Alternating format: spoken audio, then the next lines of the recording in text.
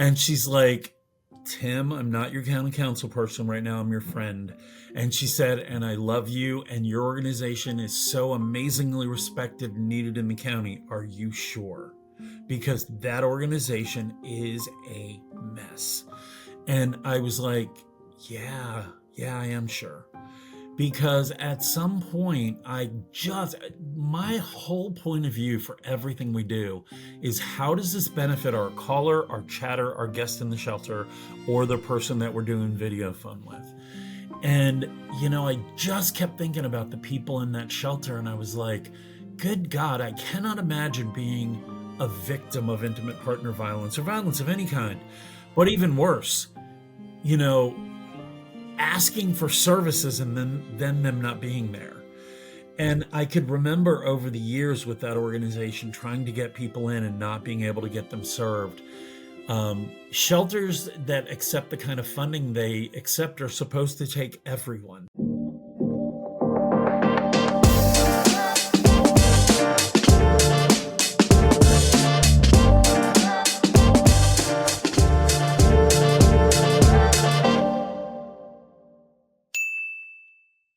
Welcome back to another episode here on the Hart Hustle podcast. And before we get into the 30 years of impact, Tim, you've ever have a moment when life really just grabs you by the collar and says, hey, this is what you're meant to do? You ever had that moment? I mean, we got to start off with a good question. Yeah, no, absolutely. And for me, it was when I came out in a few decades ago, I was really, really, really fortunate. I didn't lose anybody. All my family was very understanding. My friends were amazing. One of my friends even said, this is my problem. I love you. I'm going to figure this out. And I remember thinking, I need to do something to give back because I'm lucky. And hence my career at Community Crisis Services and in suicide prevention started. Because I really felt a need to give back. So here we are, 30 years I love it, later. Tim. And this organization comes, did you already know it existed? Did you fall into it? Did you get started at the bottom and work your way up? Like, what's the story behind how you got in this organization? So it completely happened by chance. I happened to be flipping channels on the TV, and there was like a bulletin board ad when people used to use bulletin boards on TV. Mm-hmm. And it said, looking for crisis counselors. And I'm like, well, what the heck? I'll give that a try. And I reached out. They scheduled an interview. I came in. Fortunately, at the time, I wasn't working yet. I had a couple of weeks between what I had been doing and what I was going to be doing. And I was going to school. And I went in, I did the interview, and then they did this whole, well, it's 2 weeks of training and you can't miss 5 seconds, and it's 48 hours and it's all day here and all day there. And I'm like, oh, okay, let's do it. And so I started as a volunteer crisis counselor on the phones, Tuesday nights from 9 to midnight for a year. Within that year, I really got to the point where I really looked forward to Tuesday nights, and I would block time out. I was a struggling poor college student. I would turn shifts at the restaurant I was working down on Tuesday night because I desperately wanted to go in and work the hotline phones. Hotline phones were slow then. We'd get 2-3 calls a night, each of us, and there were 2 or 3 of us there. But 9 months in, I had to leave the state for a few months to take care of some family business in Missouri. And the day I got back, within 2 hours of walking into my house, the executive director called me and said, I'd like to give you a paid position answering the phones 20 hours a week. It fit beautifully into my college schedule, so I took it on. A year later, I got a promotion to a full-time position by memo in my mailbox. No negotiation of salary, no hours, no title, just here you go, you're now full-time. He resigned, brought in a new exec, and within a few weeks, I became basically her right arm. And she and I spent the next 5 years really bulking up and building up what was then the Prince George's County Hotline. 5 years in, she had two small kids. She didn't want to, be on call 24/7. And she stepped aside and went to work for a local foundation. And I had been preparing for that, and I applied for and became, at that time in 2004, the executive director. Um, Between then and now, we have had a meteoric rise. We have gone from an organization of about $375,000 a year to 15 million, 10, Wow. 12,000 calls a year to a quarter of a million. And it really is the place I'm supposed to be. I can't imagine being anywhere else. It's rare today to be in one position or in one organization for this long, but in August it will be 29 years. And I started literally answering the phones as a volunteer. And my love, even though we do lots of other things now, my love is picking up the phone and talking to folks, who need somebody Wow. to just listen. I like that, Tim. You're literally the heartbeat behind the community crisis services. Leading with love. You mentioned love, strategy, and a whole lot of hustle. I can only imagine. All right. What you didn't mention? Did school continue, or did you realize I'm walking into my purpose? I'm done. You didn't mention the part about school. What happened? So I finished my bachelor's degree before or as I got promoted. I finished my bachelor's degree. And when the new exec had come on, I was like, if I want to be in charge of this organization, I have to get my master's. So I went and got my master's. Took me 13 years to get my bachelor's degree, and I was bound and determined for my master's to only take 2 years. Took a little less than 2 years, but I got my master's degree in social work so that I could apply that knowledge to what we were doing here, because I knew Wow. without a master's degree, they couldn't look at me to be the leader. And so that was that, I was like, now college has a purpose. Before it was like, oh, I sort of need to do this. I need to check the box. I don't really Mhm. know what I need to do. I figured out what I needed to do, and I matched the education to what I wanted to do. So this commercial that you seen as a young kid truly was just the change in life. Was there a moment when you realized this wasn't just a side gig, but truly a calling? Like when did that hit? Gosh, that's a great question. It was very early on. I remember sitting with my old boss and thinking, this organization is unknown and it is a crown jewel. And the things that this organization does that no one knows about make a real difference in people's lives. Hotlines have a history of being cloistered, and we used to have a private location, like a secret door knock. I mean, it was silly. Anybody old enough to remember Get Smart? It was really Get Smart. Yeah. And I remember the first time we actually moved into space and advertised we were there. Some of the longtime volunteers freaked out. They can't know where we are, and I'm like, why? We've got great security. Nobody's coming up here. Um, and it went from being a secret organization that did good work to an organization that people started to recognize doing really good work. And that's really the hallmark of it, because there are lots of degrees you can get, there are lots of things you can do, but the basic ability to talk to another human being, Hmm. not everyone has it. You have to figure out how to put your junk aside, and you have to figure out how to be in the moment with that other person. But that critical skill build, everything we do builds on that critical skill. I was actually going to ask you, so 30 years later, did the mission actually evolve or did you evolve to match the mission? It's actually evolved. When I first started, we simply were a call center. We simply answered phone calls.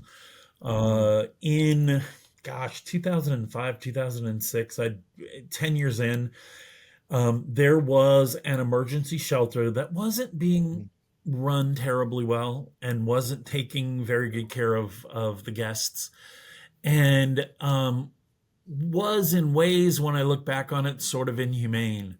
Um, and the organization that was administering it really couldn't handle it. And I'm like, let's take a shot. We had not done anything in person at that point.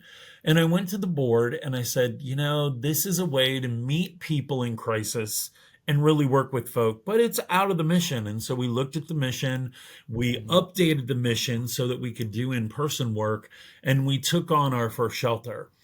And that shelter in those days was mobile, so it moved week to week. It was only open from Thanksgiving until mid-March. They were cots in church multipurpose rooms. Today Mhm. it's year round.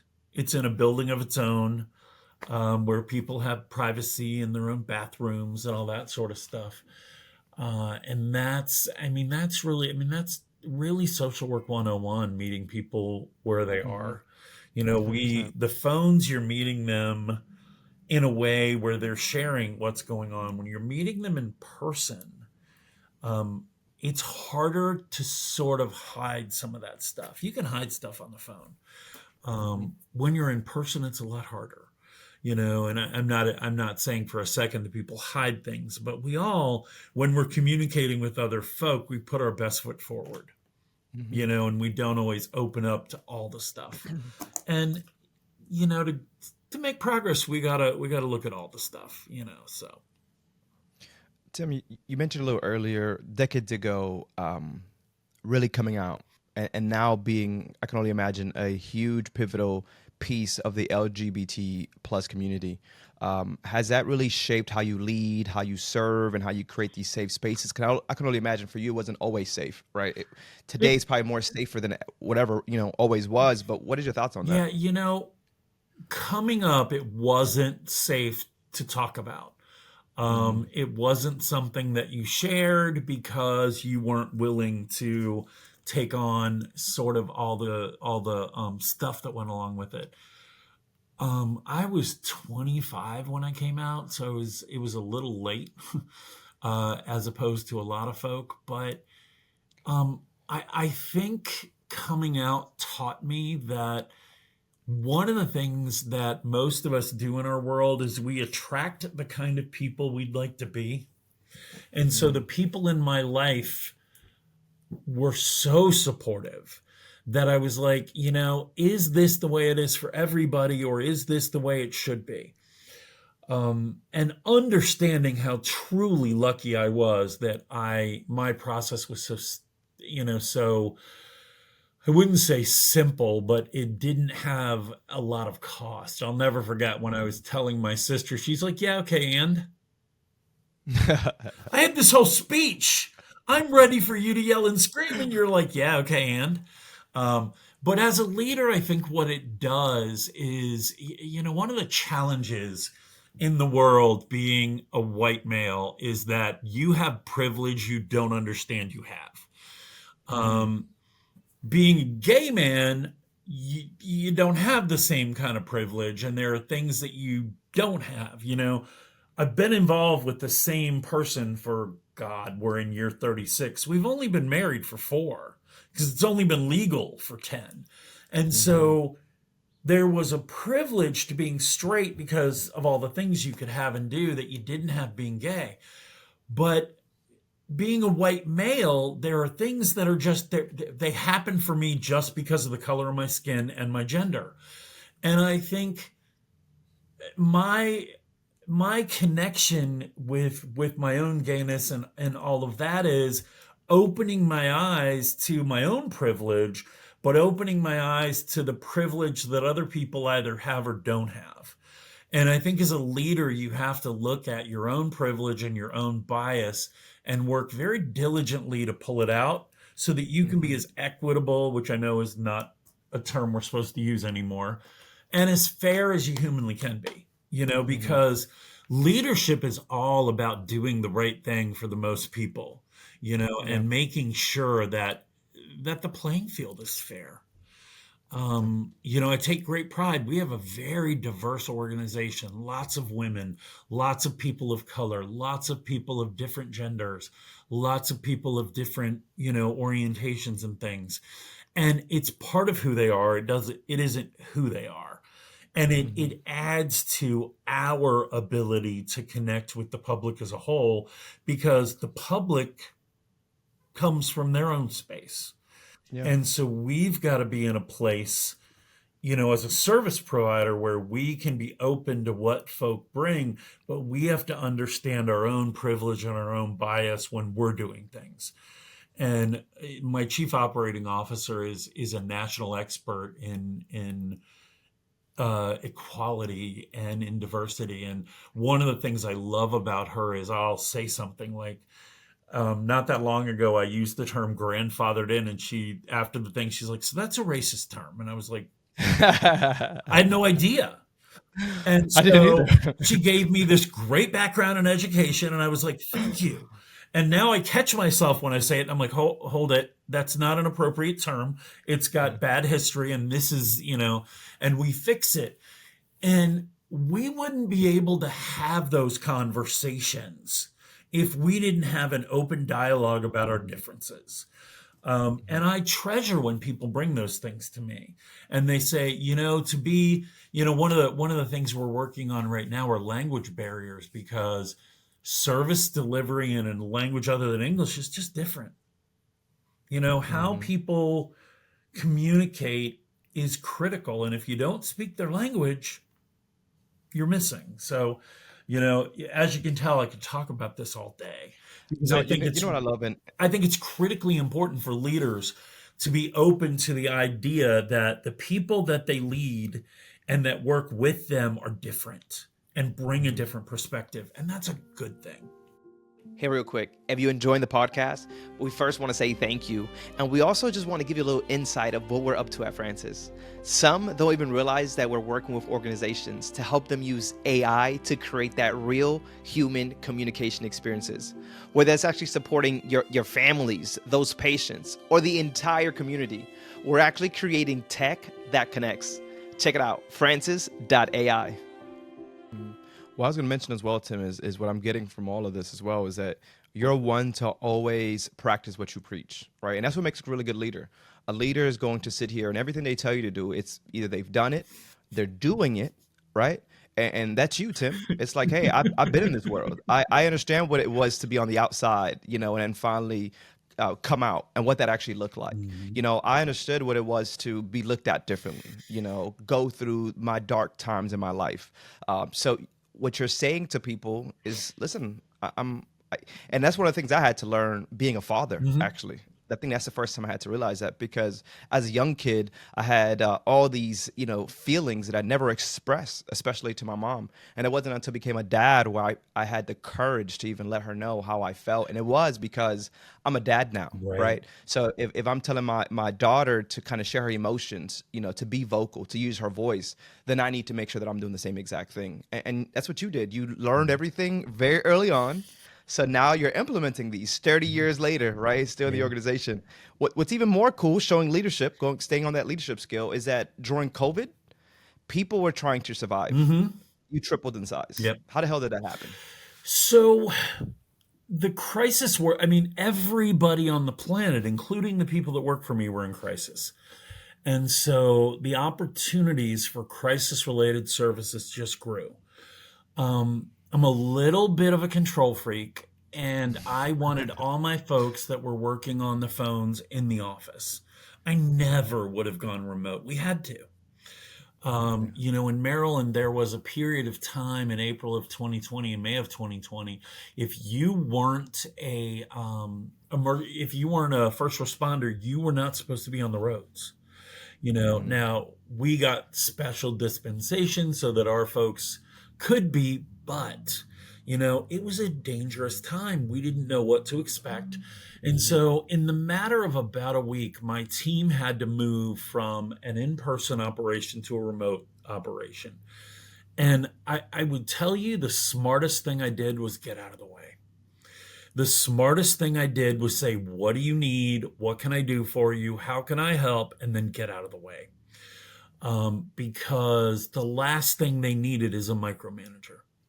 What they mhm, needed is to be able to provide service to people remotely and to do it in the easiest way possible, while, we can supervise folks, while we can make sure that folks are doing what they're supposed to do and all that sort of thing. But one of the other things we did at the beginning of COVID was We had just been working with another organization that we ultimately acquired. They had made the news. It's a shelter for survivors of intimate partner violence.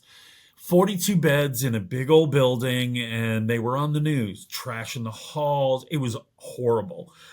Oh wow. And so one of the things we did is, I called my old boss, my old executive director, and I said, "Hey, can you be a consultant? They're in trouble." And so she came in, and I said, "It feels to me like they need administration." They had really good folk. Many of the folk that worked for that organization that are still with me today, 6 years later.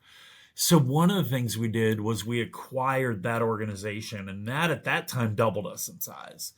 And so we went from having one shelter to two shelters. We added another hotline. We added a whole group of people. And at that time, we added a facility because, the facility came with it. And good grief, that thing. The front part of it is a 110-year-old Lutheran school building with wiring and plumbing and all of that. That's 110 years old. 20 years ago, they put an addition on. They didn't marry the two, which is insane. They spent all this money. So one of the things we did pre or right as COVID was hitting was we looked at other critical services and we got in collaboration with them. That organization we actually acquired, all its assets, all its programs, turned it around in about 6 months' time. Because I cannot imagine being somebody surviving intimate partner violence, reaching out for help and getting to a shelter that has mice and trash Mhm. and bad Mhm. staff. Right. What you need is somebody who can look at you and go, "I can't fix it, but you're going to be safe here. You've got a Mhm. bed to sleep in, there is food to eat, and a couch you can lay on." Um, Mhm. I can't imagine leaving a situation to go into something worse, and so, right away it was like, how do we make this better? And knock wood, I think it's much better today. So that's really what we did. We took advantage of opportunity and we looked at things from a mission driven perspective, and we were like, does this fit mission? Could we do this well? And how do we do it? And we moved it forward. Part of the growth was the mobile shelter went year round, went into a building, and it went from 50 people to 200 people. In during the COVID crisis, one wing of the building that we were in was people that were homeless with COVID. So we had nurses and we had special cleaning crews and we had meal delivery and we had all of this stuff so that if you were unfortunate enough to have COVID and be homeless, you had a place to go. So, and again, I could Going talk back for to your days. leadership, man. No, Tim, keep talking. Yesterday I had a conversation with my neighbor, and I was just telling him how honored and how cool it is to have these conversations with leaders. Because I'm pretty sure, Tim, at some point in your life, you met a leader that called themselves a leader, but really wasn't leading. All You the know what I mean? time. It's when you come across leaders that are actually leading, you're like, man, there are great people out there, So what we do here on the Hard Hustle podcast, and I'm sitting here listening to you, and you say, "Hey, I had to get out the way," right? That's a leadership move. Hmm. There's people that are better than me that can do this job, and understanding that, because just because you're a leader doesn't mean that you're the best person in the organization. No, it's just you know how to lead a team. There's way better people out there, that could do certain things. You just talked about the young lady that it's you're just learning from, but she's not the leader. But that doesn't mean you can't learn from somebody that's under you. That's what the leader does. So I'm like, man, you just really just knock it out the park. I would actually ask you during this time, very, very, the world is going crazy. We don't know what's next. What was the biggest, we're going to figure this out together moment with your team during that stretch? Like, there's so many different things happening. You're acquiring things. You can't work from the, center. What was that biggest moment? What a good question. I mean, to You think know, that we got to think 5 years ago, time has really flown yeah, by, right? there wasn't one moment. There were multiple moments where the moment that sticks out, my county council person that serves the district that I live in, and I are friends. We're friends, still are friends. She's not in the county council anymore, but she called me when we were working on the shelter acquisition, and she's like, Tim, I'm not your county council person right now. I'm your friend. And she said, and I love you, and your organization is so amazingly respected and needed in the county. Are you sure? Because that Mm, organization is a mess. And I was like, yeah, yeah, I am sure. Because at some point, my whole point of view for everything we do is how does this benefit our caller, our chatter, our guest in the shelter, or the person that we're doing video phone with? And, I just kept thinking about the people in that shelter, and I was like, good God, I cannot imagine being a victim of intimate partner violence or violence of any kind. But even mhm, worse, you know, asking for services and then them not being there. And I mhm. could remember over the years with that organization trying to get people in and not being able to get them served. Shelters that accept the kind of funding they accept are supposed to take everyone. They would only take women. And I was like, what does a guy do? Yeah. The societal pressure on a guy, where domestic violence is concerned, is already significantly different from what a woman faces. It's Correct. far less problematic, but when they reach out for help and you say, no, we don't take men, what do they do? I mean, we Mhm. don't serve that many men, probably four, five, six a year, but the ones that we do serve are every bit as in danger as the ladies that we serve. The moment with my county council person when she said, "Are you sure?" and I was like, "Yeah, I absolutely am." You know, because it had to be done. Without Yeah. something like this, that service would have gone away. We live in a county of 1 million people. There are 42 beds for people that are victims of intimate partner violence. You can do the math. It's not enough, but if we go to zero, then what do we do? Is long-term goal to create more of these safe spaces, more rooms. I think the ultimate goal would be to address prevention of intimate partner violence and really get in on it on the beginning so that it doesn't happen. But absolutely. Mhm. One of the things that shelter brought us is we moved to a no turnaway policy with that shelter. And so we had to go out and raise funds for hotel spaces, Mm, so that if somebody was in danger, we didn't say no. Because I can remember years ago when I'd be answering the shelter line and it was no 15 times for every yes we said. And I was like, we've got to get away from saying no. We've got to mhm. get to a point where we've figured out what we're going to do to keep people safe. The other side, the homeless side for, general homelessness, we work to say no. We can't always say no because there are simply not the spaces. But on the other side, we have a moral obligation. Mhm. It's not okay for somebody to be unsafe in a community that's as wealthy as this one. You know, Yeah. there is no reason somebody should have to be scared to go home. There just isn't. So, Yeah. you know, there we are. Going back to that good leadership, Tim. Your leadership is on point, man, and you empower other folks to lead as well. It's not like you're just a leader; you want others to lead, and you told me that by just kind of stepping away. How do you know when to step in though, and when to let go? Like, It's funny that you bring that up. We're working on a whole continuum of crisis services in the county. And for our last two meetings, I've said, working by consensus and in collaboration is always what you want to do. There are hmm times when it's not working and somebody has to make a decision and you have to just move forward. And so those are the times when, you just have to say, this is what we're going to do, and we'll come back to it and we'll review it and see if it was the right move. But we're not coming to consensus. So whoever's in the leadership chair, that's what you're paid for. That's your role. You have to figure out what the, either easiest thing to do is, most sensible thing is to do, safest thing to do is, or the right thing to do. Hopefully all of those are together. But there are times when collaboration and consensus don't work.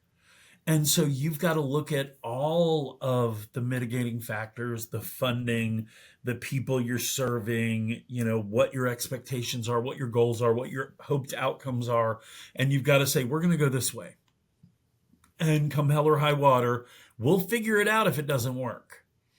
You know, I think many, many years ago when these mobile shelters started, the mobile shelters were hypothermia or winter shelters that were created in the late 80s after the Reagan administration closed all the mental hospitals. And this idea was at least we get them out of the cold. But they were Hmm. in a room on a cot. Yeah. And I don't know about you, but when I was a young kid and you had to be in one of those sleepover class things where there were 50 of you in a room, Hmm. nobody sleeps, and you Yep. don't, it's not healthy. And I was like, we've got to get away from that. This is inhumane. Yes, they're out Hmm. of the cold, but barely. Yeah. And it wasn't something that I would let my family do, or somebody that I cared about. So, I was like, we can't do this anymore and we've got to figure it out. And so sometimes a leader just has to say consensus isn't working and I'm going to Hmm. make the best choice based on all the data that I have. And then when you do that, you have to go back and look and go, did I make the right decision? What's the data telling me now? What have we learned from it? And how do we sort of rework it if we need to? You're a big risk taker. Yeah. Like just listening to the beginning of the story here that we're saying, Tim. There's really you're taking me down the story, and the beginning you're a risk taker. The crisis moment, being just taking up phone calls, that was a risk. Hmm. You know, um, when they gave you more hours, and you said, okay, how do I add this into my schedule? There was a risk. I'm taking on the opportunity. There was a risk. Hmm. Taking on the hotel, the other organization has been a risk. Hmm. Like you have truly been a risk taker, and I love it. And I can only imagine there was curiosity at times. And I will actually pivot this to AI. There's a lot of curiosity on AI. How is AI helping you with replacing the soul of the work? Not so much the person, Hmm. because we can never replace the person, but we can give them tools to be better at Right. what they do. How are you guys doing that? That is exactly what we're doing. We're using AI on the call center side, not as a call taker, but Hmm. we're using AI that listens to calls and gives suggestions for workers. And so we've Hmm. developed a tip sheet and we've developed phrases and we've developed a whole playbook for the AI to recognize so that call takers can simply be having conversations. When somebody says, I'm in need of a food pantry, it will bring up questions, questions they need to Mm, ask. It can that's make good. suggestions. I heard them say suicide. It's time to do an assessment. And so we're using AI in quality assurance and we're using it to help folk with what they do. There is a lot of talk, in some circles about how AI could actually be on the front end. It can't be. And one of the things I said this to an elected official recently who then used it on the floor of the Senate. I said, AI is amazing, but what AI can't do is this. Years ago, I walked into the phone room. We had calls in queue. I picked up the phone and I'm like, good afternoon, Hotline. Can I help you? And this young lady is like, oh my God, you're nice. Yeah. AI can't be nice. AI is AI. I don't care how well you work it out. AI is AI. They Yeah. can't replace the human element, and we shouldn't.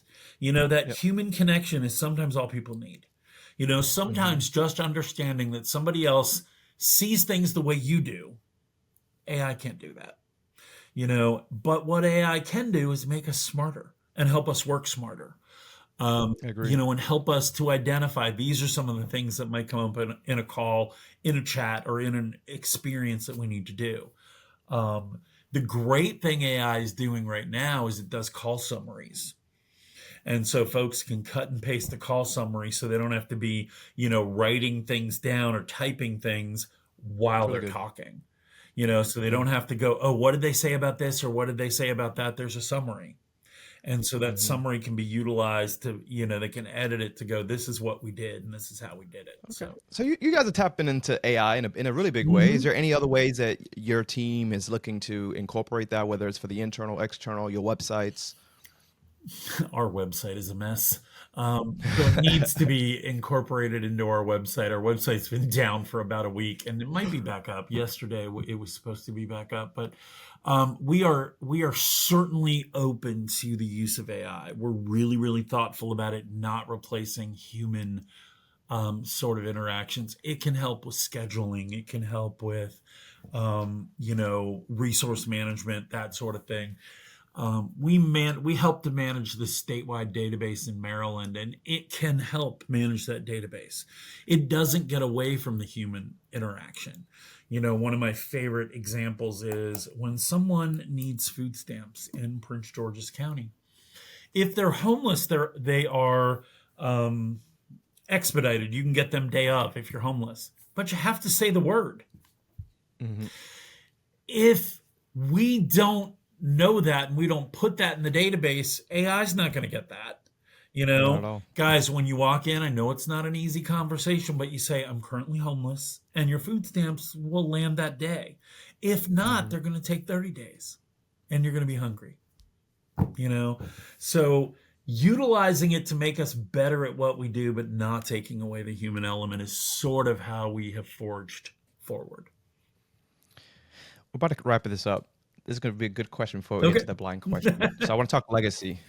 Are you building something you want to run forever, No. or something others can carry forward? I've been joking recently because I'll be 59 in June, that I have 6 years until the government will pay my health care. My husband and I are working on our home, and we're working on the things we want to do when we retire. There will come a point when I'm ready to step away. I don't want to do anything else other than this. I have some side gigs that I do. I do a lot of training, and I do a lot of site visits and things like that are related to what I do. But the legacy here is that when I'm ready to step out, it gets handed off to somebody else similar to me, but not me. Hmm. Whoever steps in needs to take this to its next steps. Colleague of mine just retired after 20 years. She founded a nonprofit that she created, and she's stepping aside because it's time.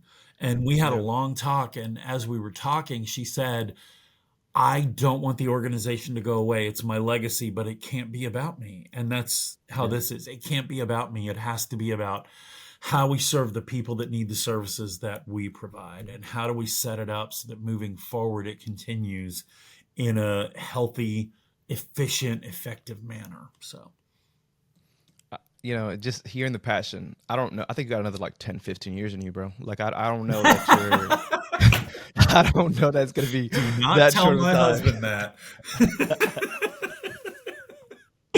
Maybe, who Um, knows?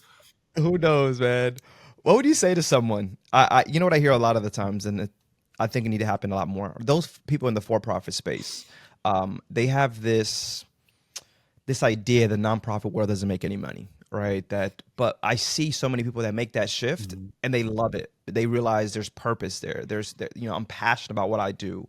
That I'm not just chasing a dollar, but I'm chasing impact. And I go to sleep much better because I don't go to sleep with the stress of, disorganized for-profit space or the micromanagement, whatever that may look like. I actually go into for-profit or nonprofit where every day I get home, I'm like, man, I'm so happy that I do what I do. Right? Yeah, there's challenges on both ends. Mhm. But what would you say to someone that's in corporate who feels the nudge toward the nonprofit, but is scared to actually take that leap? One of the things that people often say about nonprofits is that it's all about mission, and it is, but they're also businesses. Hmm. Nonprofit is just a classification that gets you out of stockholders and profit ratios, and taxes. And so it runs just like a business. I owned a restaurant in my younger days. I managed a lot of food and beverage entities. The decisions are not different, in terms of how are you efficient, what do you do, how do you select the people. They're all the same. But the pressure on the nonprofit side is, how do I manage to get things done to the best of our ability to meet the mission versus what do I do to make enough money so that my stockholders or that my owner is happy. We spent many lean years, and I have spent many a night sweating payroll. And for years, my staff, I would never tell my staff when I was sweating payroll. Um, and my chief operating officer, when she came on board, she's like, when you're going through that, you need to tell them. And I'm like, no, that's my stress. And she's like, it's Yeah. everybody's stress. Yeah. And so we sort of moved into a way where we shared that a little bit, so that people understood a little bit more. But the idea for folks in the for-profit sector is it's still a business. It's Hmm. still, you still have to balance your checkbook. You still have to make sure payroll gets made. The lights have to be on. But at the end of the day, you can say, there were 42 people in my shelter last night that were safe from intimate partner violence. My people were answering phones so that if anybody had thoughts of suicide, they had somebody to reach out to. Those are the things.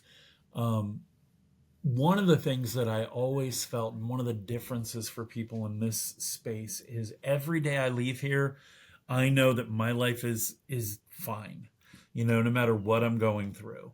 We all have stresses, but we don't have stresses like other folks sometimes have stresses. I agree. I have I agree. a loving partner, I have a home to go to, and I know there's food on the table. Hmm. Not everybody has that. But who's And cooking, Tim? what's that? Is it you or who's cooking? You or your husband? Mostly Who's the me. better cook? Mostly me. Oh, okay, He okay. does a If little, he but hears this. mostly me.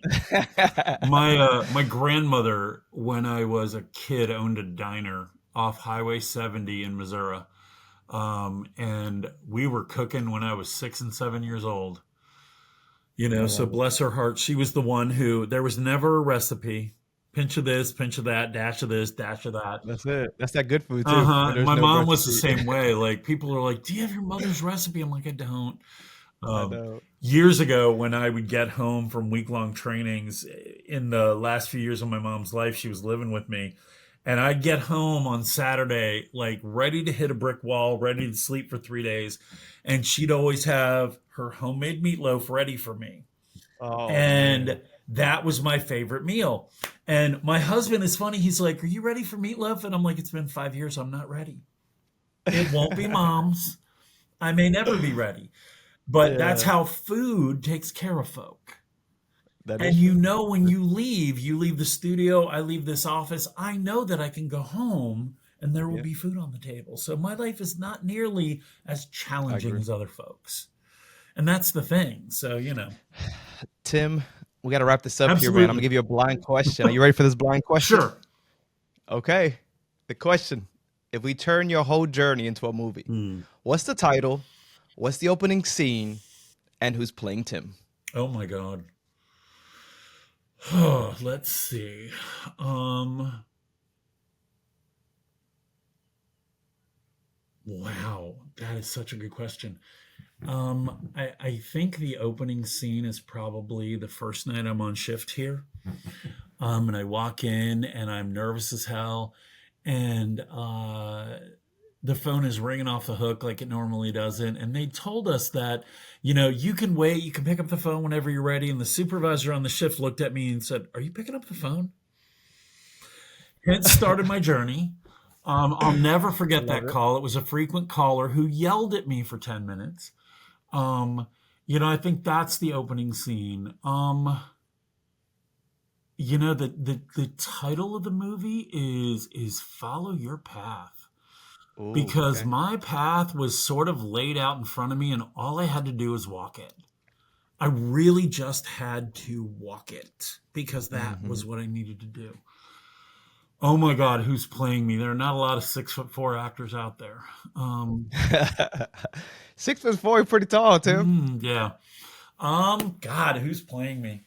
My call center director would be remiss if I didn't give a Matt Bomer story, because everything is always, relates back to Matt Bomer, who is just the prettiest man on the planet, but shorter than me and a lot different looking. I have no idea who'd play me. Um, Albert Brooks, maybe. Okay, I'll take it. I'll You take it. know, and I'm While we wrap stealing up, that man. from a Matt Bomer quote. So. Hey, you brought it in. You intertwine both at this point, so they'll be happy. So for the folks listening, man, what's the easiest first step to support your organization right now? Whether it's a financial support, whether it's just a share support, like what are you looking for? What's the easiest way to kind of So get there, that there support would in be there? two ways. On Facebook, we're at CCSI Talks. That'll lead you to the Instagram, which I don't know off the top of my head. Or to our website, ccsimd.org, which will tell folks everything about our programs if they need help or if they want to give help. We will very soon be unveiling a fundraiser for the fall. We are going to do a production of the Rocky Horror Picture Show and raise $100,000 for suicide prevention. And I'm already a Oh, that's third of the nice. way to goal. So, and we haven't That's announced nice. it yet. So, Is that the same one they play at Universal, right? say it again. Yep. That's the one they do at Universal. Mhm. Have you been to Universal? Okay, okay, cool, cool. Yep. Yeah, that's really good. Okay. I Yep. love it, man. Hell yeah. That's different, creative. It's I it's love the way different. that It's you also a different. little risky in this day and age because the show is pretty risque, and the lead is gender Yeah. unspecific. So but I'll Well, get there. listen, we just mentioned you're a risk taker, so it doesn't surprise me that you're taking another risk right now, man. I love it. I love it. And they all work out, right? They Yeah, it's a risk, usually but they do. work I out will for say you. they usually do. Knock wood. Well, thank you, My Tim, for pleasure. so Thank much you. info, for your resources, for your time, for your leadership, for what you're doing in the community, for chasing your heart, for having that hustle. Truly, there's people that will watch this and be inspired Thank you. and want to move a little differently because of you and what you've been able to share today. So I we appreciate thank you that. so much for your time. Thank If you. you guys are still watching, make sure that you guys do like, share, and subscribe. This is Tim. Make sure that you guys check him out on the website. My name is Ephraim, Hard Hustle Podcast. We'll catch you guys in the next one. Thanks.